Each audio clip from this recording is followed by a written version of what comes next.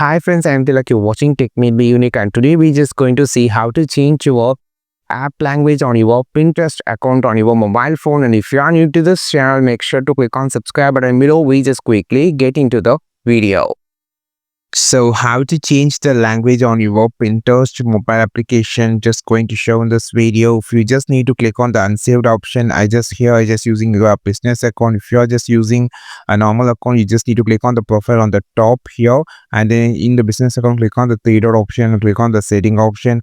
After clicking on the setting option, you just need to click on the account management. After clicking on the account management, you have to click on the personal information. Click on this. After clicking on the personal information, you have to click on the language option. So here you have the option called default language option called English. Click on this, and now here you can just change the language by scrolling down. You can find all the different languages here, so you can just switch between the any language you just needed. It's so simple to switch the language on your Pinterest account. I think this video helped you a lot. Like this video, share this video, subscribe this channel. We will meet our next video with a super valuable content. This is Tilak signing off from Tech Made Be Unique. Have a wonderful and most beautiful day ever.